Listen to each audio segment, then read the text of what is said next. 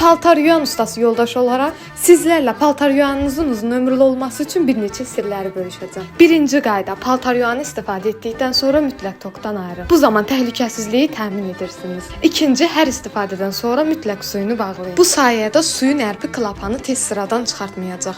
Üçüncü, ən azı həftədə 2 dəfə təmizləyici vasitə tökdüyünüz yeri çıxardıb yaxşıca yumalısınız. Beləcə təmizləyici vasitə orada kirəclənmir və təmiz qalır. Dördüncü, hər istifadədən sonra paltar yuyanın boz rezininin içini təmizləməlisiniz. Orada su qaldıqda müəyyən müddətdən sonra sızma yarada bilir. Beşinci, paltar yuyanın aşağı sağ tərəfində olan yeri ayda bir dəfə ən azı təmizləməlisiniz. Mən bugün təmizləmədim, ancaq təmizlədiyim zaman sizlərlə də bölüşəcəm. Və altıncı, ayda bir dəfə ən azı limon duzu ilə 90 dərəcədə paltar yuyanınızı boş şəkildə qoşub yumalısınız. Bu sayədə paltar yuyanından qoxu gəlmir, həmçinin suyu yenilənmiş olur. Son olaraq 7-ci, sıxmanı əgər sizi qane eləyirsə 600 dərəcədə qoyun. Bu sayədə paltar yuyanınızın dairəsi tez dağılmır. Videom sizin üçün yararlı oldusa bəyənib bu kimi videoların davamı üçün səhifəmizi izləməyi unutmayın.